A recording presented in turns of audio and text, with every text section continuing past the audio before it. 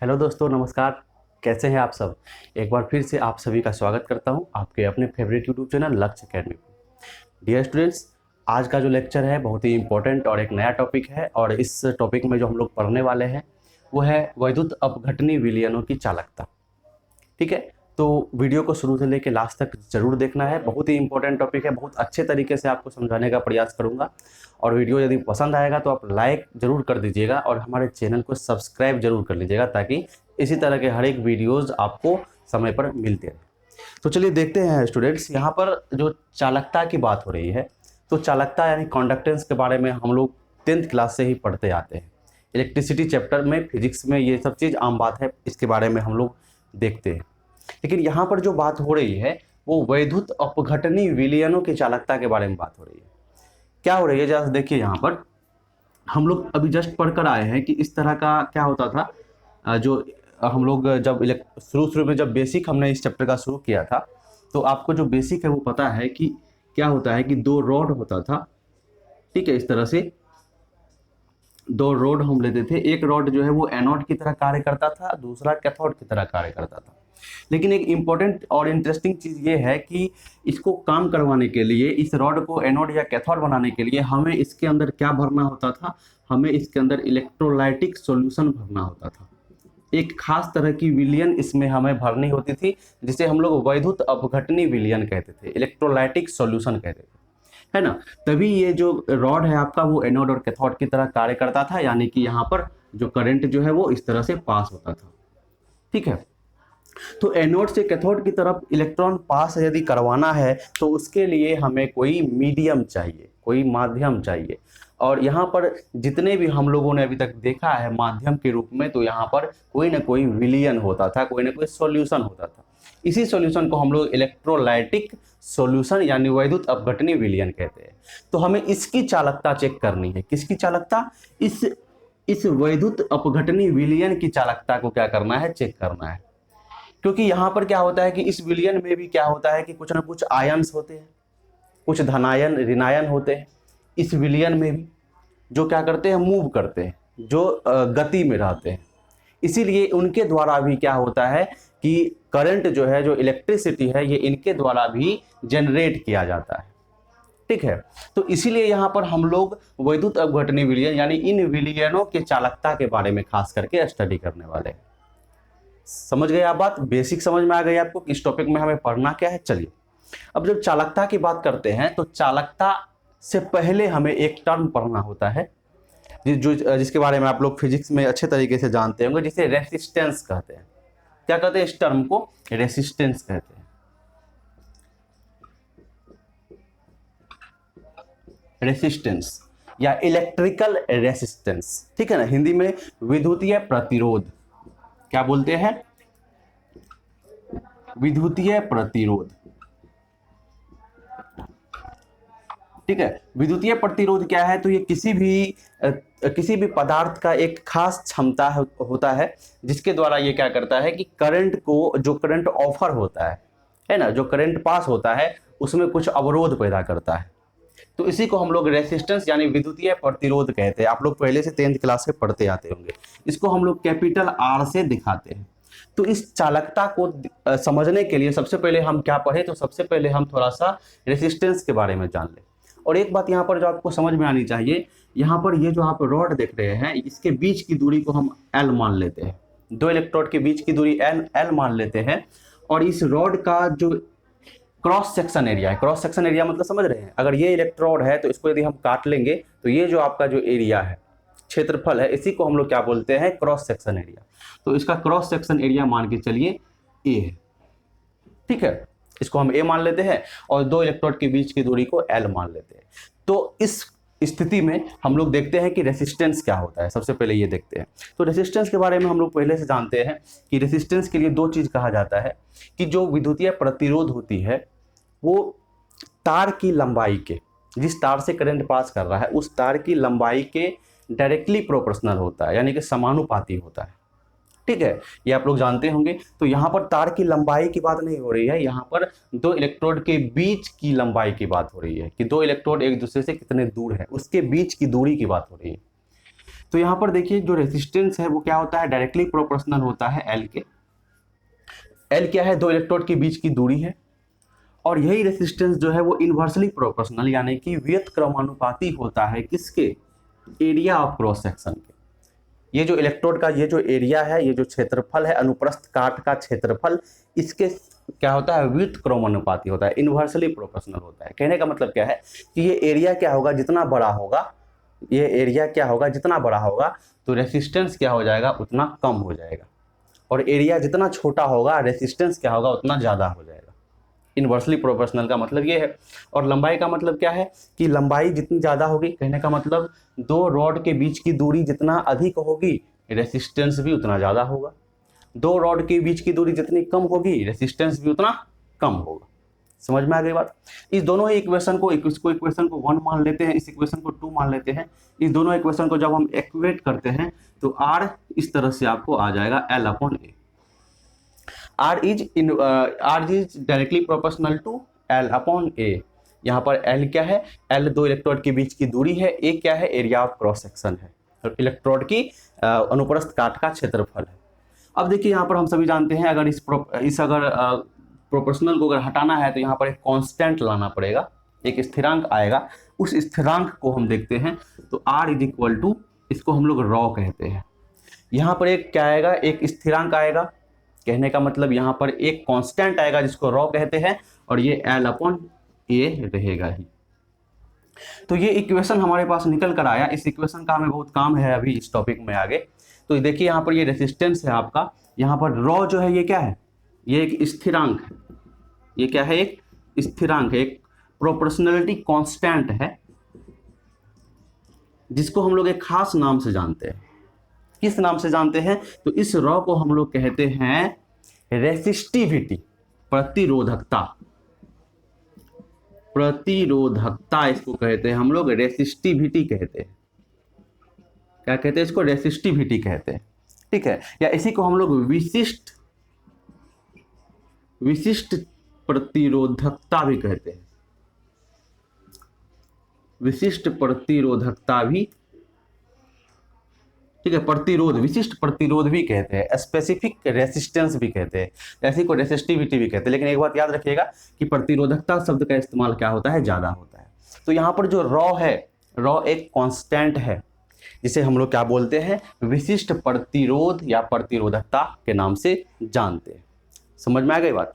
अब देखिए, अब यहाँ से अगर हम रॉ को अगर निकालना चाहे तो किस तरह से निकालेंगे, तो यहाँ से रॉ इज इक्वल टू क्या हो जाएगा, आपको देख लीजिए, ये इससे मल्टीप्लाई हो जाएगा और ये डिवाइड में चला जाएगा, तो ये हो जाएगा RA/L, RA/L।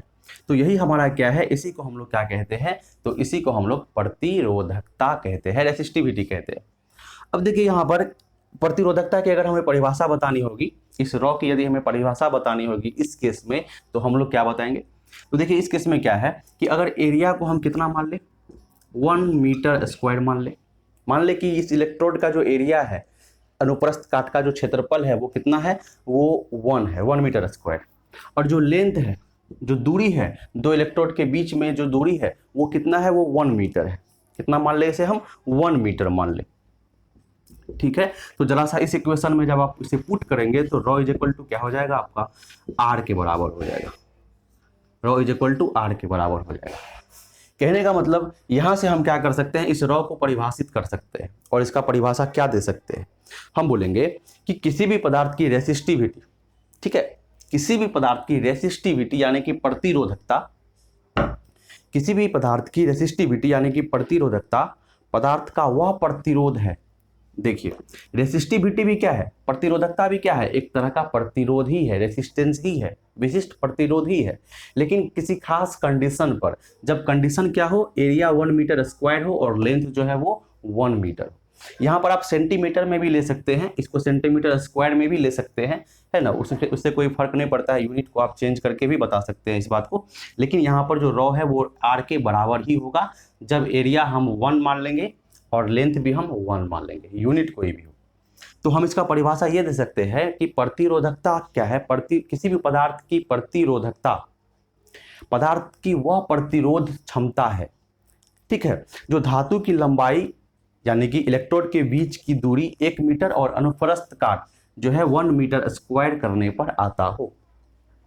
ठीक है, तो यहाँ से आप ये चीज़ याद रख लीजिएगा कि जो यहाँ पर रॉ है यानी जो रेसिस्टिविटी है वो रेसिस्टेंस के बराबर हो जाएगा जब एरिया 1 मीटर स्क्वायर और दोनों इलेक्ट्रोड के बीच की दूरी 1 मीटर हम लेते हैं। समझ में आ गई बात? यहाँ से एकदम क्लियर हो गया एकदम कॉन्सेप्ट आपका।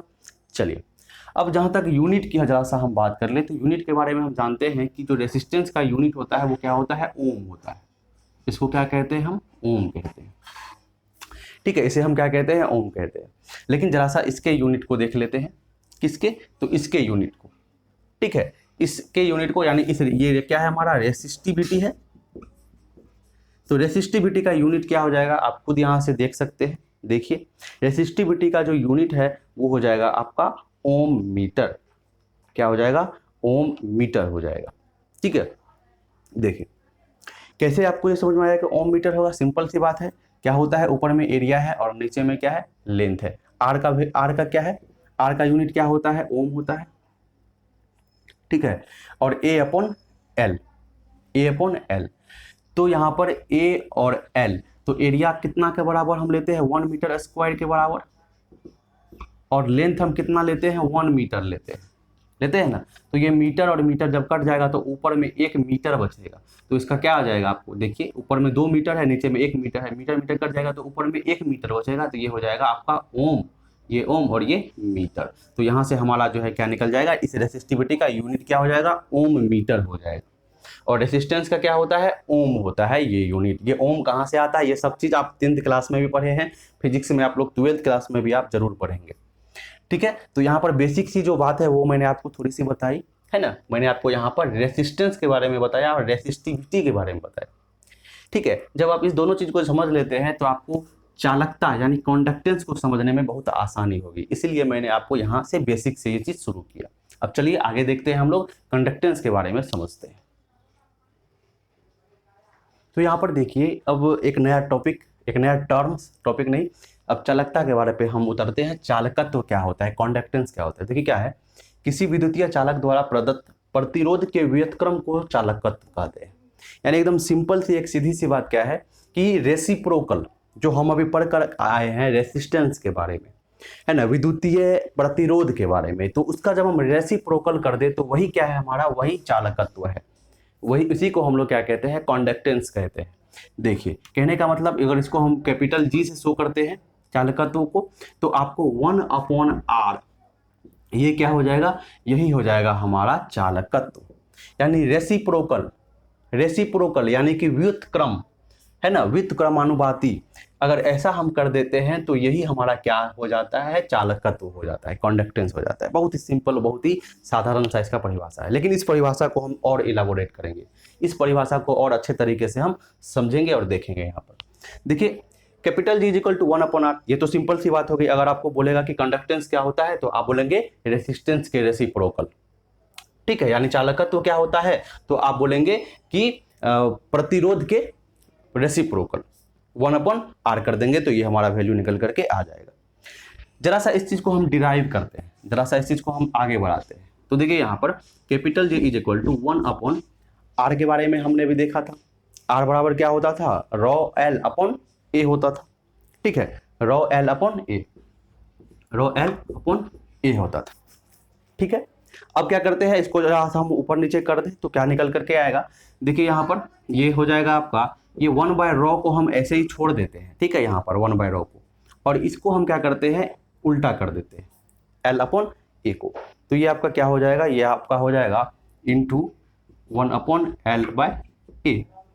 इसी को जब आगे बढ़ाएंगे तो 1/ρ इंटू ए अपॉन एल। तो ये हमारा इस तरह से डेरिवेशन निकल करके आएगा। अब देखिए एक बहुत ही इंपॉर्टेंट चीज है यहाँ पर। इंपॉर्टेंट चीज क्या है कि ये जो 1/ρ आप देख रहे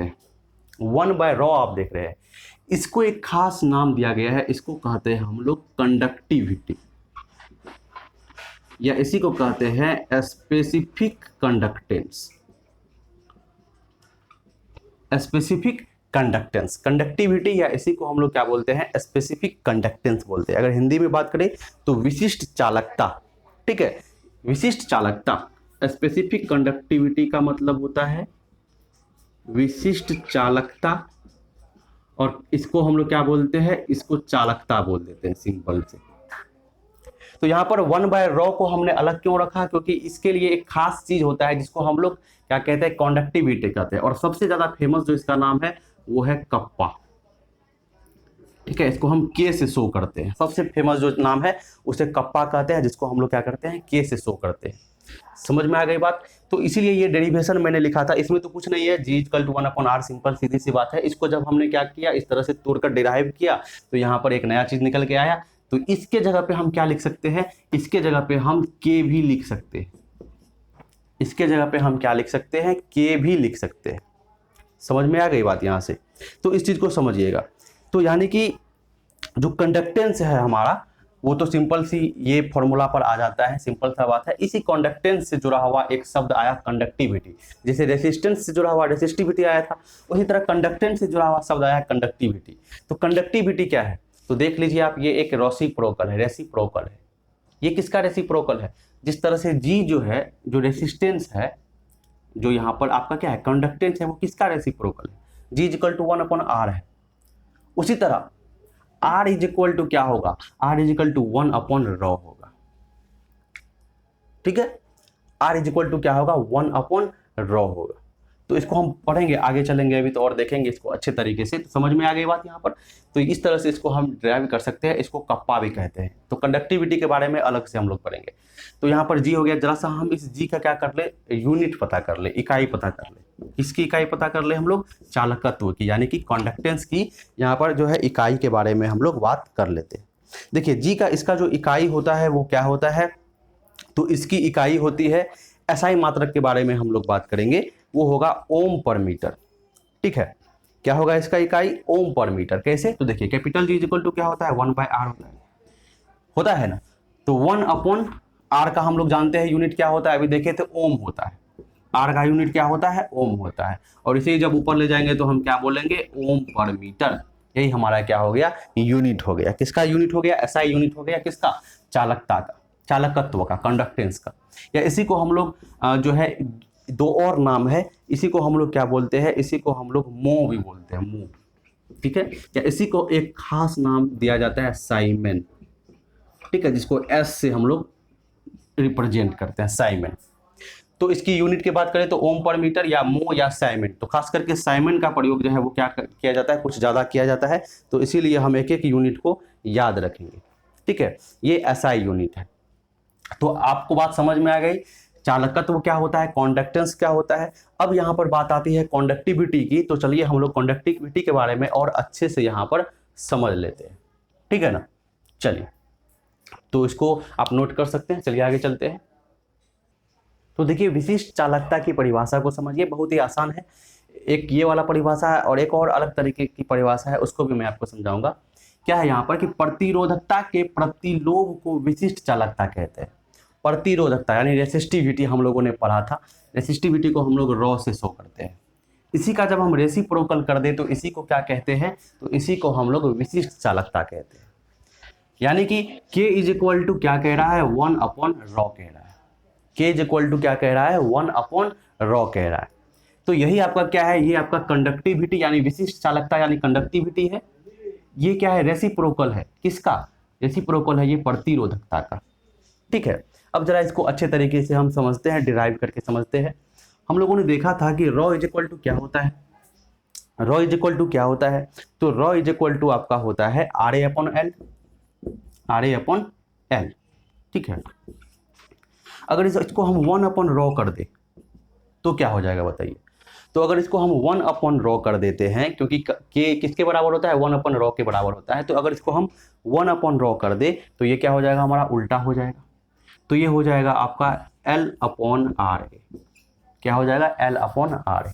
इसी को हम ऐसे भी लिख सकते हैं, 1/R × L/A। समझ में आ गई बात। तो ये जो 1/R है, ये जो 1/R है, इस 1/R को हम लोग जानते हैं, इसको क्या कहा जाता है, इसको चालकत्व कहा जाता है, कंडक्टेंस कहा जाता है। यानी कैपिटल जी से हमने जो अभी पढ़ा था इससे पहले, तो 1/r क्या है, चालकत्व है। तो इसको हम ऐसे भी लिख सकते हैं 1/ρ, 1/ρ is equal to capital G upon L by ए।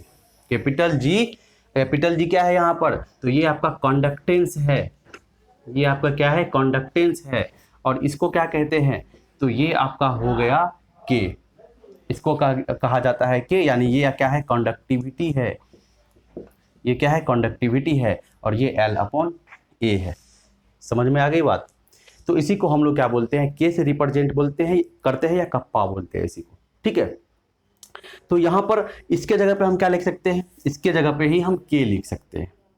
ठीक है, यानी कि ऐसे भी लिख सकते हैं कि के इज इक्वल टू, डायरेक्ट बात करें तो K is equal to G into L upon A. समझ में आ गई बात। अब देखिए एक और परिभाषा पे हम यहां पर चलते हैं। वो परिभाषा क्या है, एक कंडीशन रख देते हैं। कंडीशन क्या रख देते हैं कि जब लेंथ यानी कि दो इलेक्ट्रोड के बीच की दूरी हम ले लेते हैं, कितना, दो इलेक्ट्रोड के बीच की दूरी हम चलिए मान लेते हैं सेंटीमीटर में ले लेते हैं। ठीक है, 1 सेंटीमीटर, यानी एल बराबर ले लेते हैं हम लोग 1 सेंटीमीटर। ठीक है, और एरिया जो है इलेक्ट्रोड की उसको हम ले लेते हैं 1 सेंटीमीटर स्क्वायर, 1 सेंटीमीटर स्क्वायर। ठीक है, अब देखिए यहां से हम वॉल्यूम निकाल सकते हैं। क्या निकाल सकते हैं, वॉल्यूम निकाल सकते हैं। ठीक है, वॉल्यूम यहां से निकाला जा सकता है। तो जब वॉल्यूम निकालेंगे हम, तो वॉल्यूम निकालने के लिए हमको A इंटू एल करना होगा। ये कौन सा वॉल्यूम है ना, वो ये वही वॉल्यूम है कि इस तरह से ये है। ठीक है, और ये रॉड है, और यहाँ पर इलेक्ट्रोलाइटिक क्या है, सॉल्यूशन है। ये रॉड है, इलेक्ट्रोलाइटिक सॉल्यूशन है। तो इस रॉड के द्वारा यहाँ पर कुछ ना कुछ वॉल्यूम यानी इलेक्ट्रोलाइटिक सॉल्यूशन का, विलयन का कुछ ना कुछ आयतन जो है वो घेरा जाता होगा, इस रॉड के आसपास जो रहता होगा।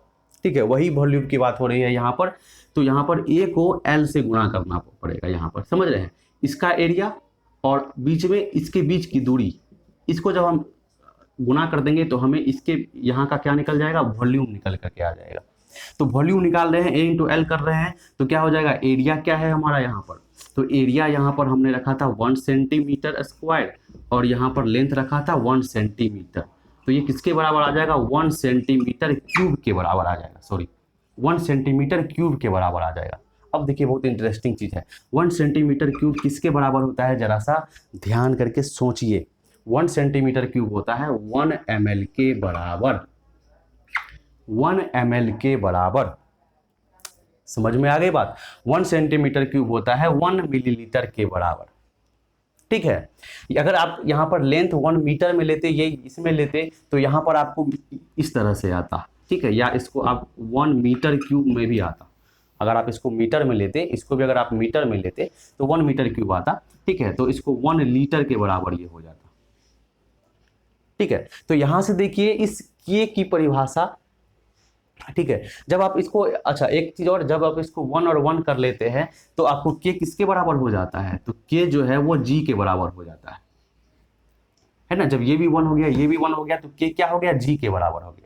यानी ये जो के है, यानी कि जो कप्पा है, यानी कि ये जो कंडक्टिविटी है, वो किसके बराबर हो जाएगा, वो कंडक्टेंस के बराबर हो जाएगा। कब, जब लेंथ हमने कितना ले लिया, 1 मीटर या सेंटीमीटर, एरिया 1 मीटर स्क्वायर या सेंटीमीटर स्क्वायर हमने ले लिया। तो यहां से देखिए एक नई परिभाषा मैं आपको दे रहा हूं किसकी, विशिष्ट चालकता की, यानी कि कंडक्टिविटी की। और ये परिभाषा बहुत ही इंपॉर्टेंट है। ये परिभाषा क्या है आपके लिए, बहुत ही ज्यादा इंपॉर्टेंट है। ठीक है, तो जरा सा देखिएगा गौर से। तो हम ये कह सकते हैं कि विशिष्ट चालकता, ठीक है, जो विशिष्ट चालकता होती है क्या होगा, तो देखिए इस चीज को, K इज इक्वल टू जी हो जाता है यहां पर। यानी कि यहां पर जो कंडक्टिविटी है वो कंडक्टेंस के बराबर हो जाता है। कब, तो इस चीज को ध्यान में रखिएगा। तो ये जो जी निकल के आया, ये कितने के लिए निकल के आया, ये कंडक्टेंस जो हमने निकाला है, ये जी कब बराबर हुआ है के, बताइए। जब वॉल्यूम कितना हुआ है, 1 मिलीलीटर या 1 लीटर हुआ है।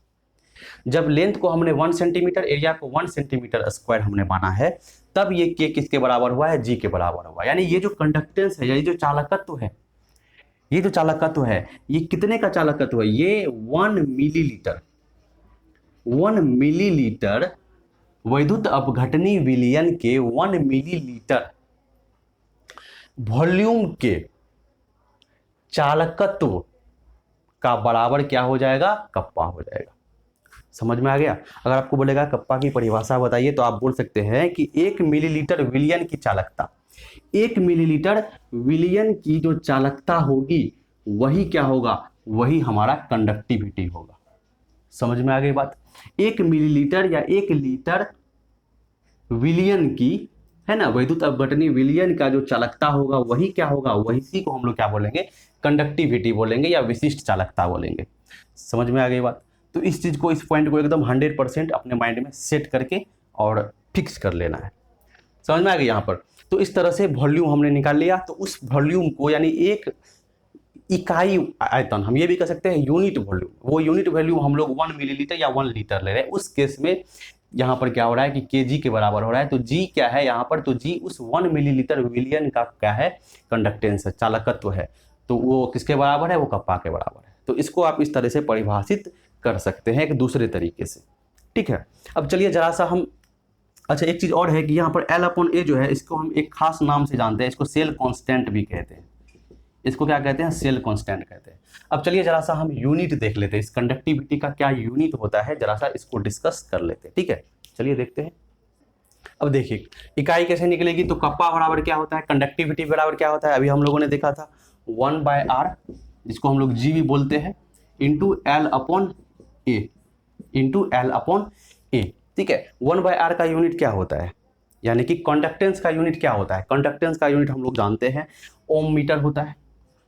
कंडक्टेंस का यूनिट क्या आता है, ओम मीटर होता है, या इसी को हम लोग क्या कहते हैं, इसी को हम लोग जो है एक दूसरा नाम से भी जानते हैं।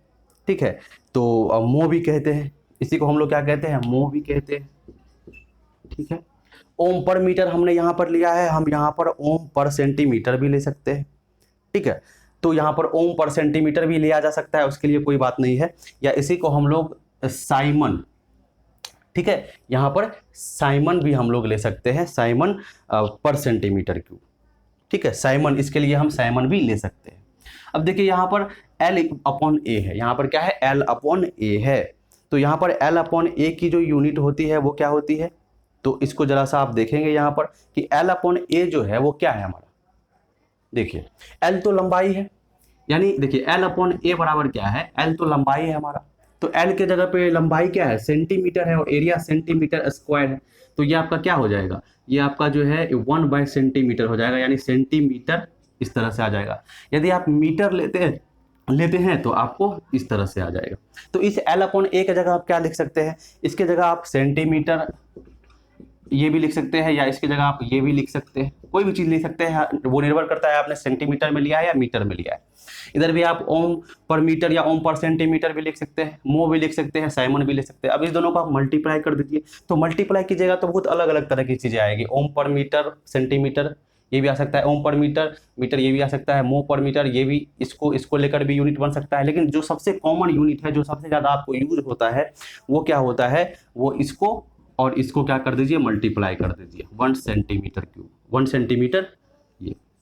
ठीक है, ये आपका SI यूनिट है, सबसे ज़्यादा यूज होने वाला ये यूनिट है। आपको जब परीक्षा में पूछा जाएगा तो आप इसको प्रायोरिटी देंगे। समझ में आ गई बात। तो यहाँ पर इसको और इसको मल्टीप्लाई करके हमारा यूनिट निकल करके आ जाएगा। इसको करेंगे तो ये भी यूनिट आ जाएगा, ठीक है ना, ये भी आपका यूनिट हो जाएगा, इसका ये भी इसका यूनिट हो जाएगा, ये भी गलत नहीं है, या ये भी गलत नहीं है ना, ये भी इसका यूनिट हो सकता है, या इसका यूनिट ये भी हो सकता है ना, इसका यूनिट ये भी हो सकता है। मतलब जितना कॉम्बिनेशन होता है उतना इसका यूनिट हो सकता है। लेकिन जो सबसे ज़्यादा यूज होने वाला यूनिट होता है वो कौन सा होता है, वो आपका ये होता है, ये साइमन सेंटीमीटर, और ये इस पर इन्वर्स, साइमन सेंटीमीटर इन्वर्स। तो ये ऐसा यूनिट है, वो ज़्यादा आपको यूज होगा। समझ में आ गई बात। तो चलिए, तो यहाँ से आपको एकदम क्लियर हो गया होगा, कंसेप्ट एकदम समझ में आ गई होगी बात कि यहाँ पर 4 टर्म मैंने आपको बताया, कंडक्टेंस, कंडक्टिविटी, रेसिस्टेंस, रेसिस्टिविटी और उसके यूनिट। इन चारों चीज़ को आप बिल्कुल याद कर लेंगे तो नेक्स्ट क्लास में आपके जो नेक्स्ट वीडियो होगा उसमें आपको बहुत ही ज़्यादा कॉन्सेप्ट क्लियर होगा, मतलब बहुत अच्छे से आपको समझ में आएगा। ठीक है, वीडियो पसंद आया होगा तो लाइक कीजिए, चैनल को सब्सक्राइब जरूर कीजिए। मिलते हैं फिर से नेक्स्ट वीडियो में नए कॉन्सेप्ट के साथ।